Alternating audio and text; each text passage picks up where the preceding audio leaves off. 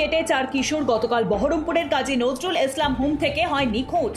গত 1.5 বছর আগে এই কাজী নজরুল ইসলাম হোম থেকে 11 জন কিশোর নিখোঁজ হয়ে যায়। তার রেশ কাটতে না কাটতেই ফের সেই সরকারি হোম থেকে নিখোঁজ হয়ে গেল 4 জন কিশোর। নিরাপত্তা কোথায়? সরকারি হোমে কেন নেই পর্যাপ্ত নিরাপত্তা রক্ষী? হোমের গ্রিল কেটে পালালে নিরাপত্তা রক্ষীদের চোখে পড়ল না কেন? পালিয়ে গেছে নাকি নেপথ্যে অন্য কোনো রহস্য? উঠছে প্রশ্ন। আজিকর হাসপাতালের তদন্তে কলকাতায় এসে পৌঁছলো সিবিআই এর বিশেষ দল। 7 জনের প্রতিনিধি দল আজ কলকাতায় এসে পৌঁছয়। সূত্রের খবর, এই দলের মধ্যে ফরেন্সিক এক্সপার্ট এবং মেডিকেল অফিসার রয়েছেন। সূত্রের খবর, আজ আরজিকর মেডিকেল কলেজ হাসপাতালে পৌঁছাবে সিবিআই এর আধিকারিকরা। তার আগে কেস টেকওভারের যে প্রক্রিয়া সেটা কমপ্লিট করা হবে। প্রতীকী ধর্মঘটের জেরে বন্ধ হাসপাতালের ওপিডি এবং টিকিট কাউন্টার। আরজিকরের নৃশংস ঘটনার প্রতিবাদে রাজ্য জুড়ে আউটডোর পরিষেবা বন্ধের ডাক দিয়েছে চিকিৎসক সংগঠন।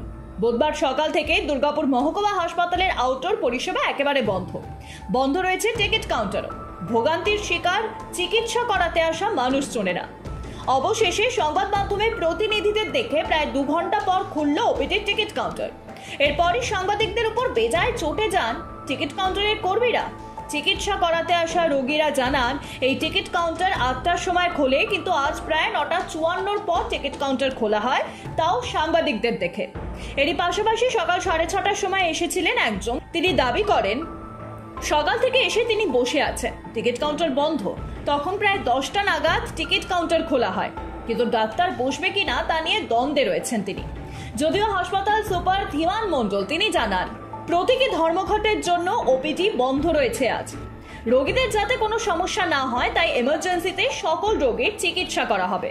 জেলা জুড়ে হাসপাতালগুলির একই অবস্থা। অসুবিধার সম্মুখীন হচ্ছেন রোগী থেকে শুরু করে রোগীর পরিবাররা।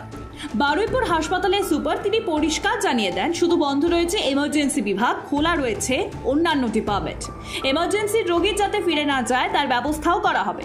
আজ বিভিন্ন জায়গায় মহিলারা রাস্তায় নিরাপত্তা মিছিল করে সারা রাত্রি রাস্তায় কাটাবে এমনই অঙ্গীকারবদ্ধ হয়েছে। হাসপাতালে ভর্তি 2 রোগীর মধ্যে মারপিটের ঘটনায় চাঞ্চল্য বালুরঘাট জেলা হাসপাতালে। গতকাল রাতে বালুরঘাট জেলা হাসপাতালের পুরুষ মেডিকেল ওয়ার্ডের এক রোগীর উপর এক রোগীকে মেরে দাঁত ভেঙে দেয় বলে অভিযোগ। আহত রোগীকে বালুরঘাট জেলা হাসপাতালের বিল্ডিং থেকে সুপার স্পেশালিটি বিল্ডিং এবং পুরুষ সার্জিক্যাল ওয়ার্ডে ভর্তি করা হয়েছে গতকাল রাতে।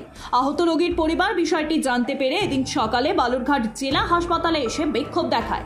ঘটনাস্থলে পৌঁছয় বালুরঘাট থানার পুলিশ। জানা গিয়েছে, বালুরঘাট মাহিনগরের বাসিন্দা ভাগু পাহান পেট ব্যথা নিয়ে বালুরঘাট জেলা হাসপাতালে ভর্তি হন। গতকাল রাতে হাসপাতালে ভর্তি অপর এক রোগী কুমারগঞ্জ ব্লকের সফানগড়ের বাসিন্দা পায়েল সোরেনের সাথে বচসা থেকে মারপিটে জড়িয়ে পড়েন। অভিযোগ, ভাগু পাহানকে মারধর করে তার দাঁত ভেঙে দেওয়া হয়। এই ঘটনার পর ভাগু পাহানকে সুপার স্পেশালিটি বিল্ডিং এর সার্জিক্যাল ওয়ার্ডে ভর্তিও করা হয়। পাশাপাশি তার পরিবারকে খবর দেওয়া হয় হাসপাতালের পক্ষ থেকে।